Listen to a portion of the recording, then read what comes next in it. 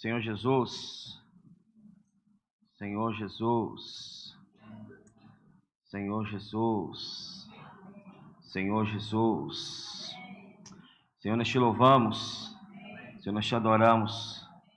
Senhor Jesus, obrigado, Senhor, pela tua presença conosco.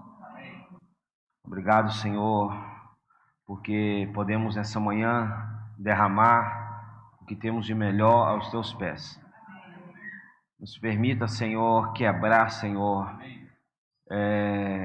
o nosso vaso, Senhor, diante do Senhor, quebrar, Senhor, o nosso vaso diante da tua presença, não retendo nada de ti, nos entregando completamente ao Senhor. Que nada, Senhor, venhamos a reter para nós, que nada venhamos a guardar para nós, mas que tudo que é de mais precioso, Senhor, possam ser depositados diante do Senhor nessa manhã. Obrigado pela tua palavra, obrigado, Senhor, pela tua direção. Obrigado, Senhor Jesus, porque em tudo o Senhor tem nos suprido e nos abençoado. Continua, Senhor, a tua obra, continua, Senhor, a tua operar da tua vida em nós, Senhor, nos tornando cada dia, Senhor, nos curando cada dia mais, nos libertando cada dia mais, Senhor, por viver a vida da igreja na sua forma viva, na sua forma orgânica, na sua forma, Senhor, verdadeira. Senhor, e nós te louvamos porque o Senhor ama estar em Betânia, o Senhor ama estar, Senhor, nessa casa em Betânia, o Senhor ama estar aí na igreja, Senhor, pois é nesse ambiente, Senhor, que o Senhor encontra acolhida, que o Senhor encontra descanso, que o Senhor encontra, Senhor, amor. E que nessa manhã e em todos os dias, Senhor, o Senhor possa encontrar nessa esfera da igreja, Senhor, esse ambiente onde o Senhor se sinta, Senhor, amado. Esse ambiente onde o Senhor se sinta, Senhor, acolhido. Esse ambiente onde o Senhor se sinta, Senhor, recebido, Senhor, um coração aberto de gratidão, adoração e louvor ao Senhor. Jesus ao Senhor. Amém, Senhor Jesus. Amém, irmãos. Jesus ao Senhor. Havíamos passado para os irmãos ontem, queríamos dar continuidade à parte 2 do nosso alimento diário, semana 3. Tem como título: Em Betânia estão os que amam o Senhor, que amam Jesus, que amam o Senhor. Vimos ontem que Betânia ela representa uma miniatura, a casa, não Betânia em si, mas a casa em Betânia representa uma miniatura da vida da igreja. E nessa manhã nós vamos ver essa passagem no Evangelho de Marcos, porque são os 3 evangelhos citam essa passagem, essa experiência em Betânia. João fala a respeito da mulher que ungiu os pés do Senhor com bálsamo e enxugou com os cabelos, mas João não cita o quebrar do vaso. Já Marcos cita que o vaso foi quebrado. Então não é, irmãos, que os evangelhos são diferentes, eles são um. Porém, o ponto de vista que cada evangelista trouxe, eles trouxeram no ponto de vista de acordo com cada um deles, sendo João, não é isso? E os demais, Mateus também estava, e Pedro. Marcos não estava, Marcos nem andou com o Senhor Jesus. Tá? Marcos aqui, o autor do Evangelho de Marcos é João Marcos, sobrinho de Barnabé. Sabemos da história, né? Isso, que abandonou Paulo e Barnabé na primeira viagem missionária. Então, o que Marcos escreveu, ele recebeu de quem? De Pedro. Tanto Lucas, o Evangelho de Lucas, quanto o Evangelho de Marcos foram escritos sob a mentoria de Pedro, porque Pedro presenciou todos esses eventos. Marcos não andou com Jesus, muito menos Lucas, mas eles escreveram o evangelho de acordo com o relato do apóstolo Pedro. Por isso que Pedro não tem o seu evangelho, né, com o seu nome.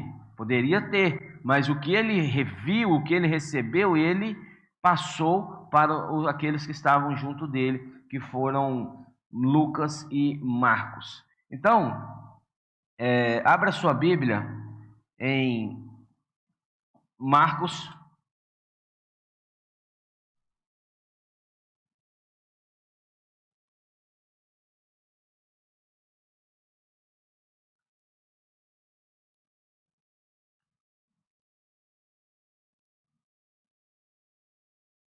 capítulo 14.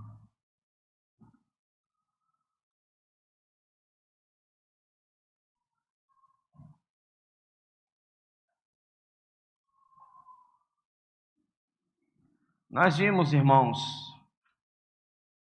que Betânia era um lugar bastante difícil, né? Nós vimos que Betânia tinha dois significados. Primeiro significado, casa de aflição ou casa de miséria. Por outro lado, Betânia tem um significado de casa das tâmaras. Então, totalmente diferente, oposto. Então, o que fazia Betânia, aquele ambiente da casa em Betânia, ser uma casa de miséria, e uma casa de escassez, e uma casa de aflição? A falta da presença de Cristo. Quando Cristo chega na casa em Betânia, o que a casa em Betânia se torna? Uma casa de tâmaras. Não é isso? Uma casa de fartura, uma casa de doçura, uma casa de desfrute. Então, mas Betânia, a casa em Betânia, nós vimos que o Senhor abandonou, saiu de Jerusalém, deixou ali toda a pompa, não é isso? Dos sacerdotes, dos templos, das sinagogas, e foi para lá onde Betânia. Quem Jesus encontrou em Betânia? Simão o leproso. Quem que Jesus encontrou em Betânia? Lázaro, que tinha sido ressuscitado. Quem que Jesus encontra em Betânia? Maria. Irmãos, é esse ambiente que o Senhor encontrou em Betânia, mas é nesse ambiente que ele encontrou também, vimos ontem, ele encontrou um banquete o aguardando, ele encontrou alguém que o amava, ele encontrou alguém que testemunhava a respeito da obra de Cristo na vida dele, que era Lázaro. Então, irmãos, o Senhor ama estar na casa em Betânia, mas é formada por quê? Deixa eu só... Abra comigo aqui, 1 Samuel, eu falei a respeito disso aqui ontem, 1 Samuel,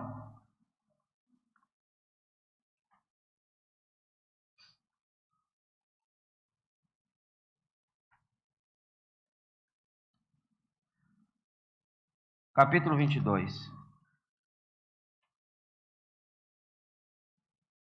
versículos 1 e 2.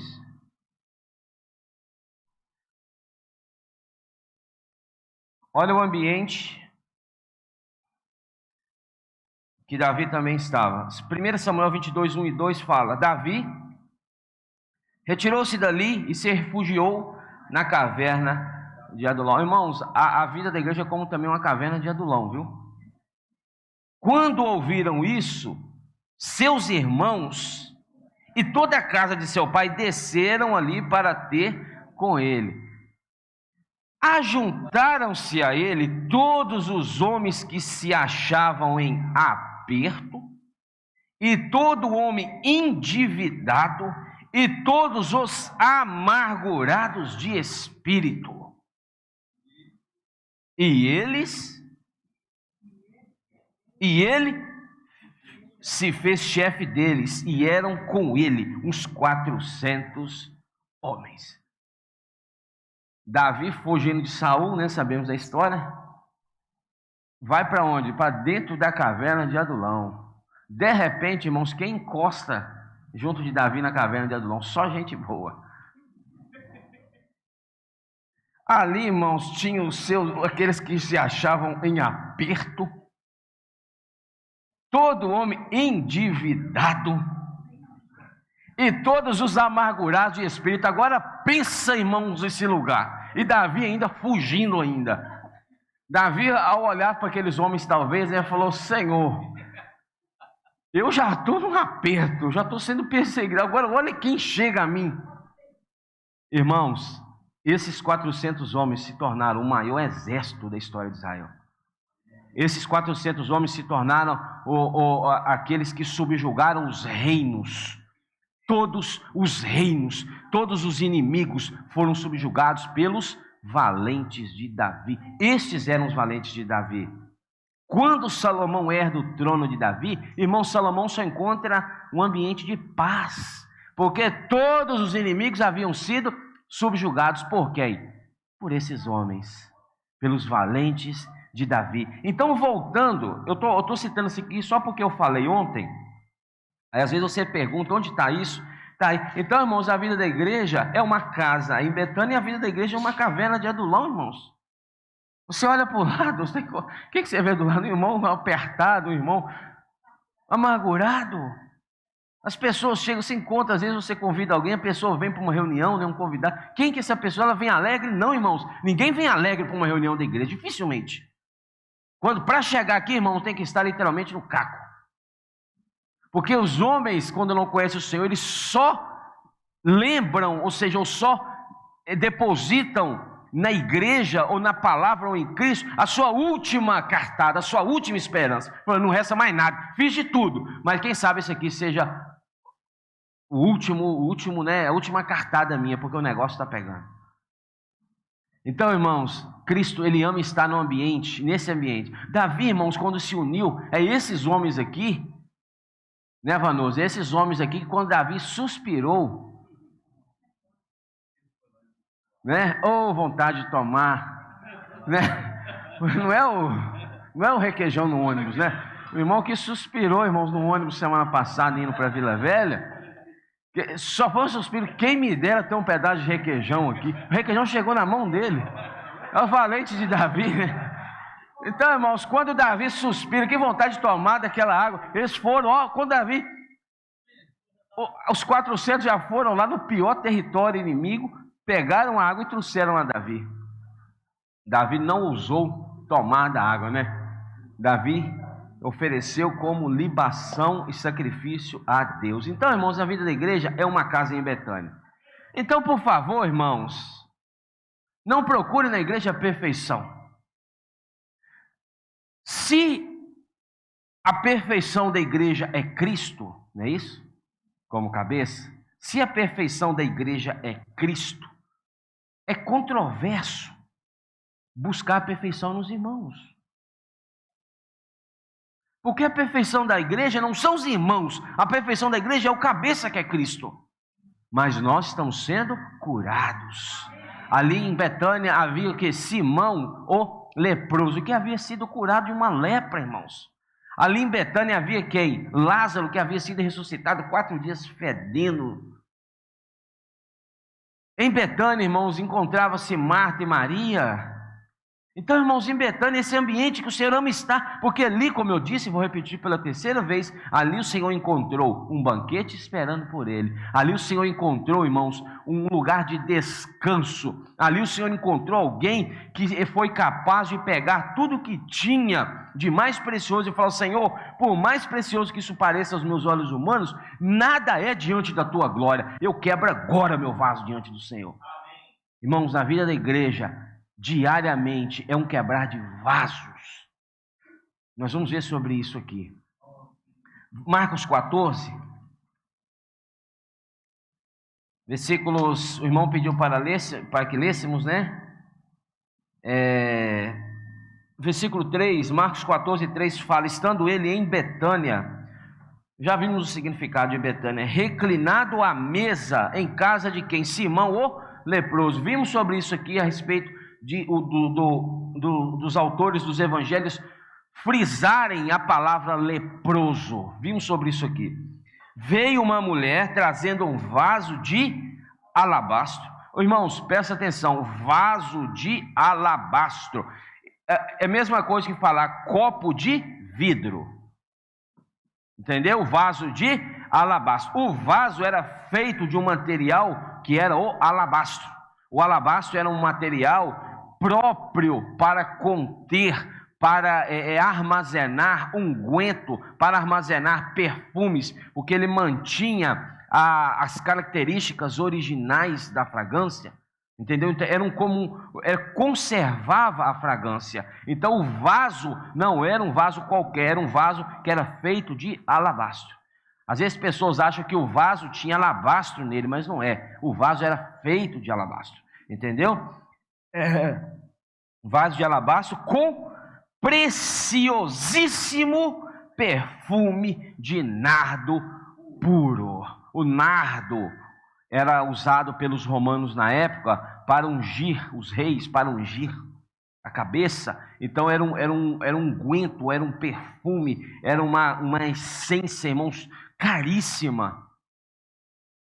Caríssima. Provavelmente, segundo estudiosos, Maria tinha ali cerca de 500 a 800 ml de unguento, entendeu?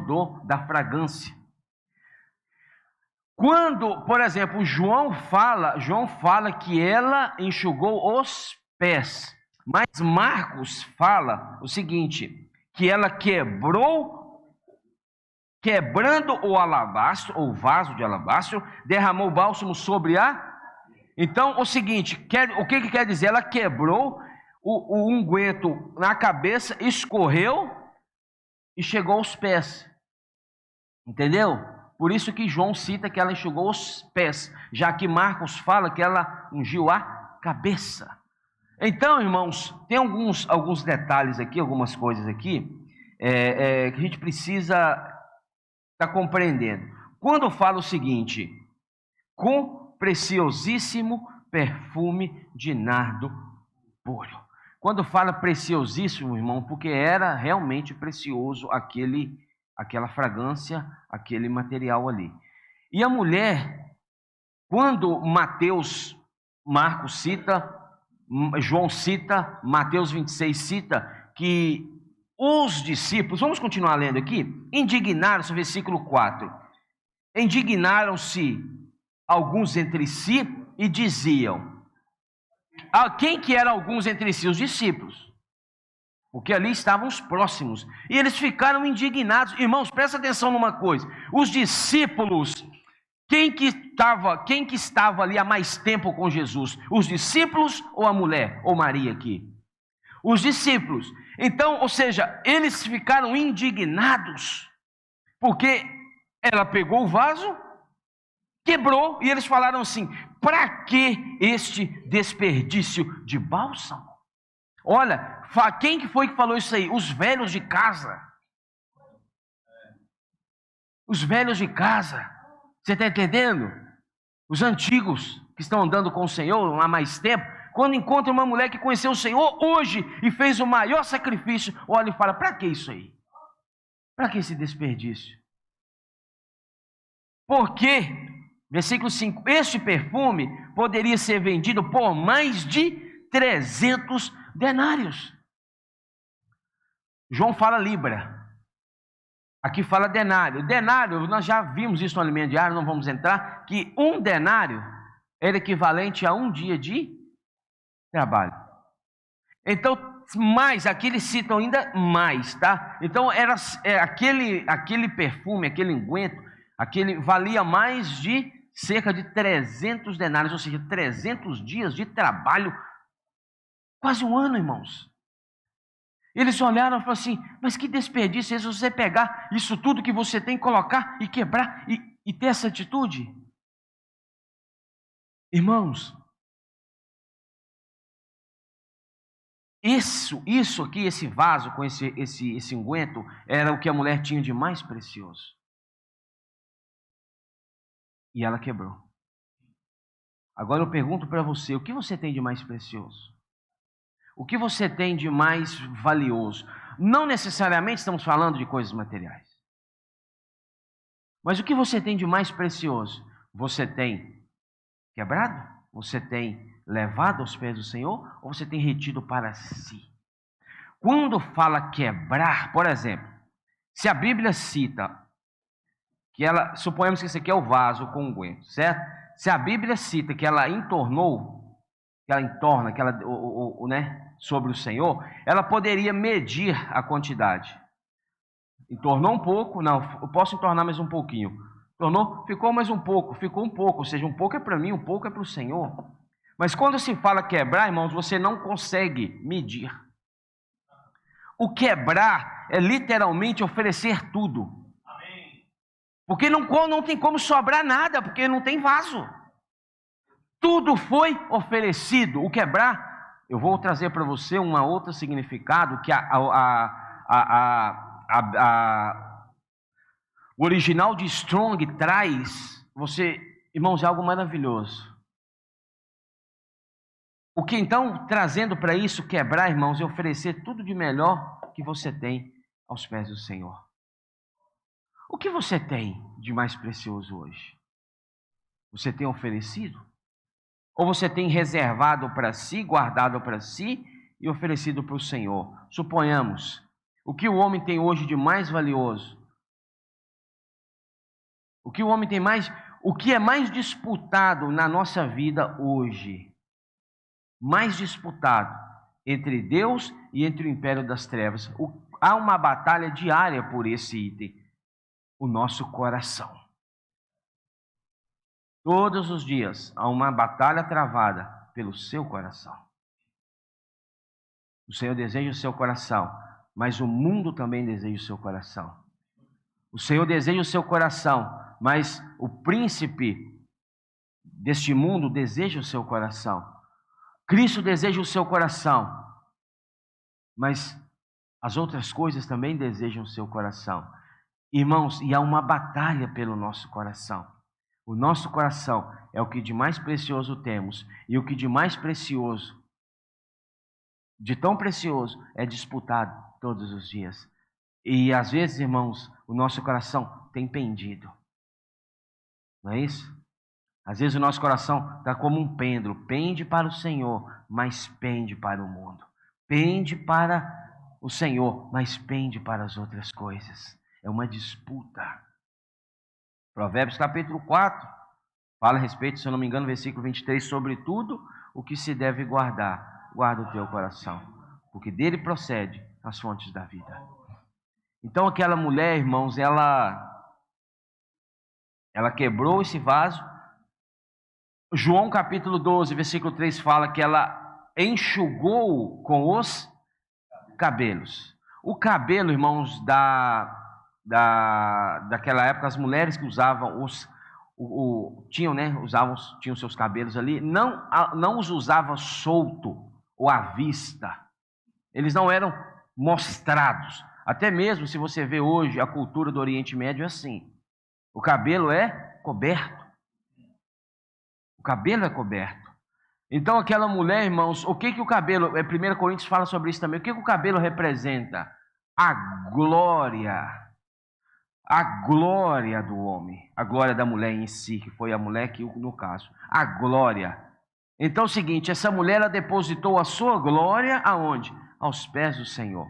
Essa mulher, ela se rebaixou, e o fato, irmãos, de ela enxugar os pés do Senhor, você leu essa semana, tinha-se como prática, antes da refeição, lavar-se os pés. A Bíblia fala que Jesus chegou na casa de Simão e ninguém lavou os seus pés. Andava-se em caminho, em estradas empoeiradas, não é isso? E a mesa daquela época não era a mesa como você conhece hoje, de 4 pés ali. A mesa, ela era ao solo. Ela era uma mesa baixa. Então, quando sentava, certo? Sentava-se, né, ali no chão, reclinava-se.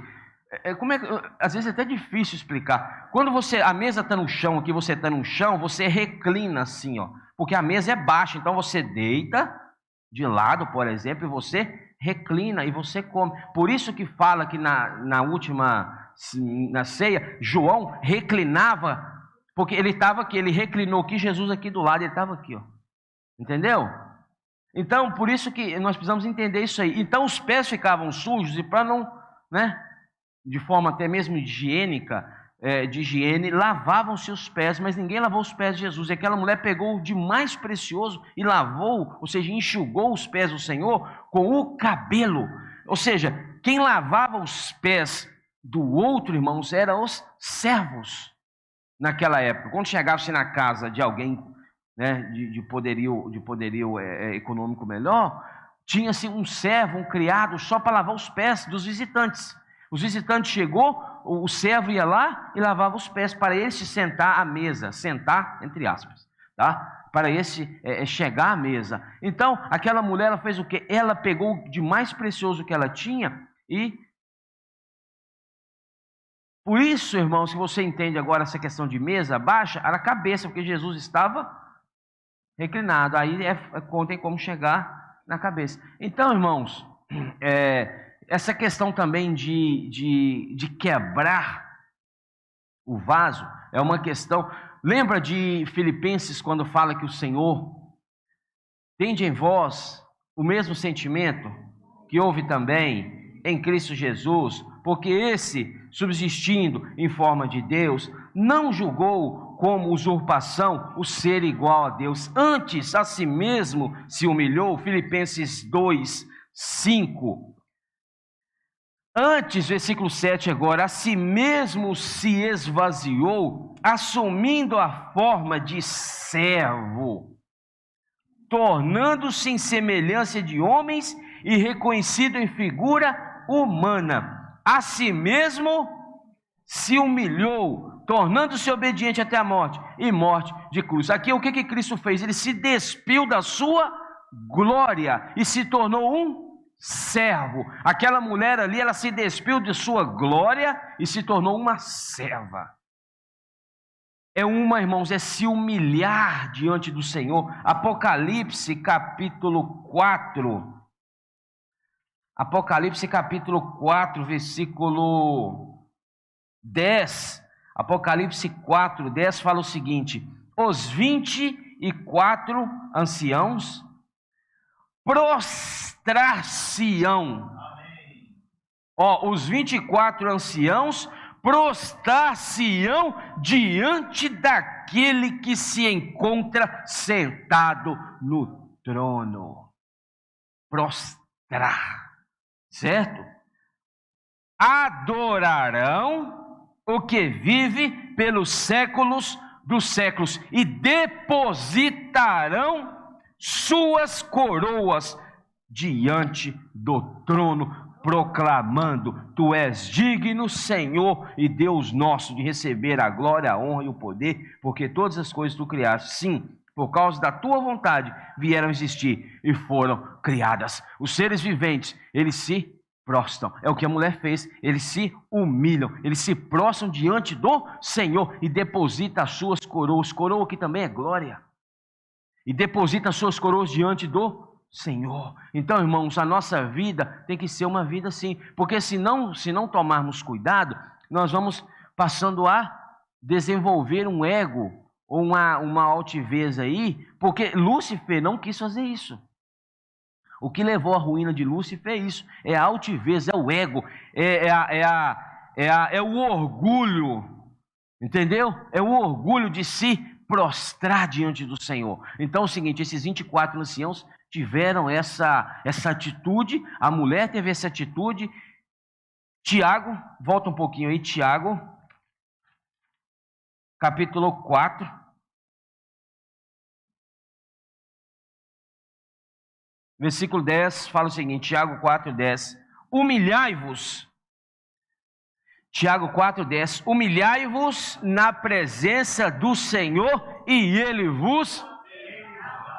Lembra o que o Senhor falou daquela mulher? Os discípulos ali, condenando ela, o Senhor falou, deixa ela, que ela está tendo essa atitude aqui comigo, porque eu ainda estou aqui. Eu ainda estou aqui, ela está ungindo-me para a sepultura. Onde em todo o mundo, em toda a era, for pregado o Evangelho, vai ser pregado a respeito dessa atitude. Ou seja, isso é exaltar. O Senhor exaltou a mulher porque primeiro a mulher se humilhou. 1 Pedro, um pouquinho para frente aí, capítulo 5. Pedro também fala sobre isso. Capítulo 5, versículo 5. 1 Pedro 5, 5 fala: rogo igualmente aos jovens, sede submissos aos que são mais velhos, Outros sim, no trato de uns com os outros, cingivos todos de humildade, porque Deus resiste.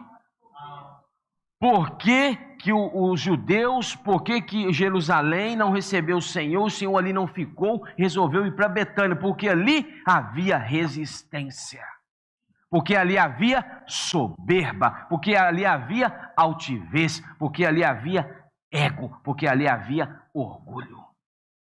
E o Senhor resiste aos soberbos,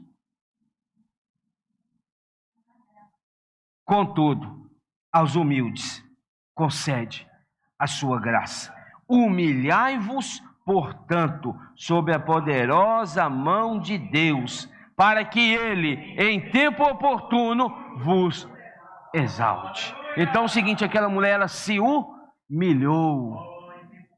Irmãos, ela pegou o que mais precioso ela tinha, falou: Senhor, diante da tua obra, diante daquilo que o Senhor fez por mim, diante daquilo que o Senhor tem feito, isso perdeu totalmente o valor. Irmãos, nós só iremos nos desprender de algo valioso quando nós encontrarmos algo mais valioso ainda. Quando você encontra algo mais valioso, você se desprende daquilo que você considera valioso.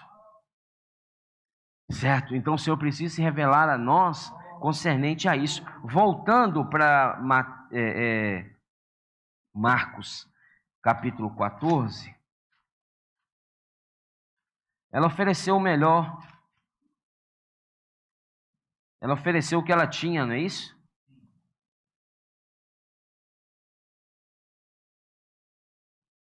Marcos 14.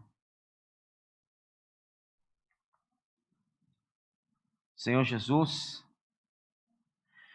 Oh, Senhor Jesus.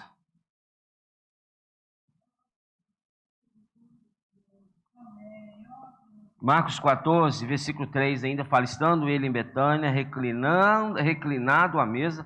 Agora você entende o que é reclinado à mesa, entendeu? Reclinado à mesa em casa de Simão o leproso, veio uma mulher trazendo um vaso de alabastro, com preciosíssimo perfume de nardo puro, e quebrando o alabastro, derramou o bálsamo sobre a cabeça de Jesus. A palavra quebrando, nessa passagem de Marcos 14, ela no original grego, se você pesquisar, irmão, se você pegar os escritos grego, como foi escrito o Evangelho, o Novo Testamento foi escrito em grego, tá? Todo em grego. O Antigo Testamento foi escrito em hebraico e alguns livros em aramaico. Então, se você pegar o original e ler, você vai encontrar o significado. Então, o original Strong fala que essa passagem aqui, essa parte aqui, quebrando, realmente quebrar, esmiuçar, estraçalhar. Mas tem um outro significado aqui, eu gostaria de ler para você, muito interessante, que fala o seguinte: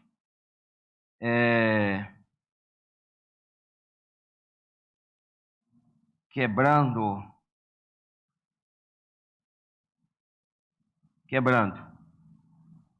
O significado é sum tribo no grego, tá? Não é assim que se pronuncia, mas é assim que se escreve, sum tribo. Primeiro significado: quebrar, despedaçar, estilhaçar. Mas tem um outro significado também nessa palavra quebrando, que é algo muito espiritual e algo muito interessante, a gente precisa ganhar luz sobre isso. O segundo significado é colocar Satanás sobre os pés e esmagá-lo como um conquistador. Não sei se os irmãos entenderam. Quebrar, quebrando. Em outras palavras, se fôssemos ler de acordo com o que foi escrito nessa passagem de Marcos, contaria a história da mulher e falaria o seguinte: esta colocou Satanás sob os pés e esmagou-o como uma conquistadora. Em outras palavras, quando você se desprende de tudo aquilo que te prende, de tudo aquilo que te impede de chegar ao Senhor, quando você quebra aquilo, você está literalmente derrotando Satanás. Porque Satanás usa das coisas deste mundo para nos conquistar. E quando você se desprende daquilo que te conquista, você se derrama diante do Senhor e você vence Satanás. Eu não sei se você entendeu. Agora você entende Romanos 14. Senhor Jesus,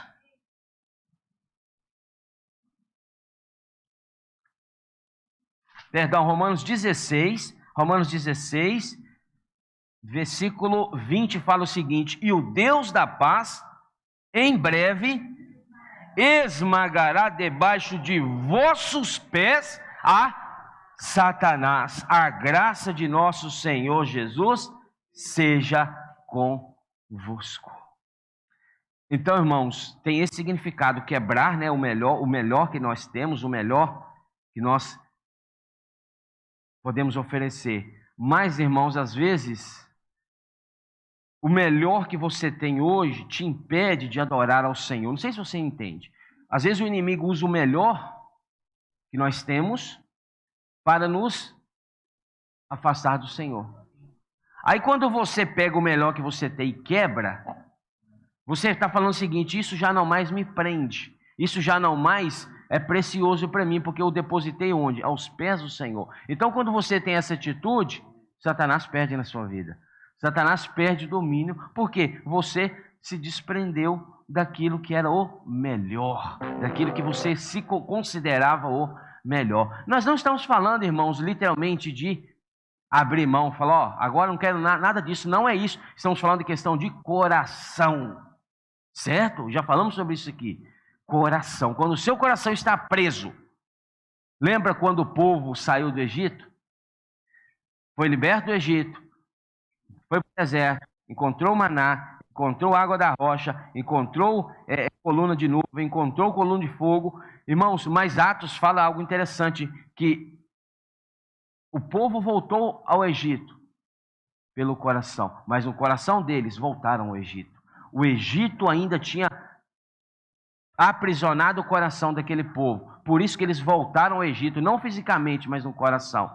Lembra quando eles falaram, quem dera, que saudade das comidas do Egito, das carnes, dos pepinos, das cebolas, que maravilha é o Egito.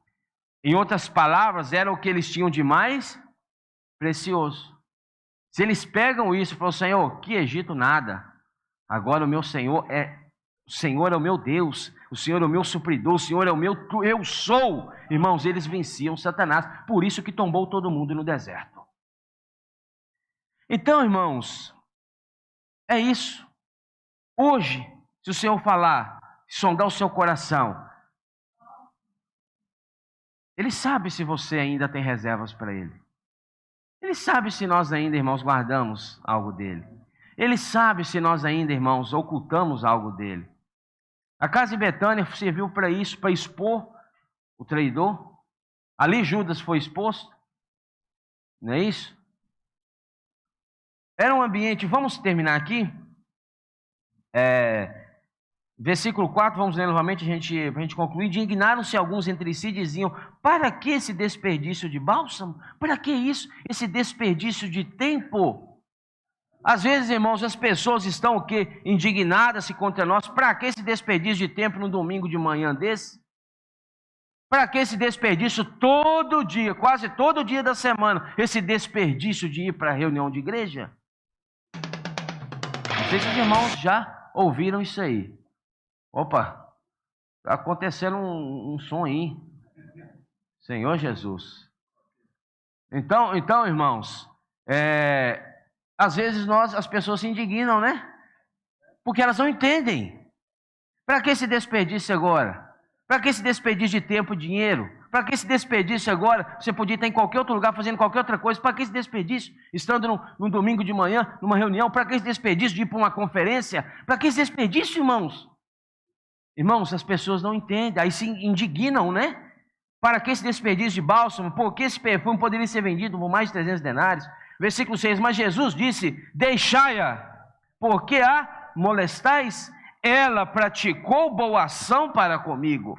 Irmãos, então o seguinte aqui, nós temos que decidir às vezes entre o que o povo pensa, o que o povo fala e o que o Senhor pensa e o que o Senhor fala. De um lado o povo estava falando desperdício, perda de tempo, perda de dinheiro, perda de valor.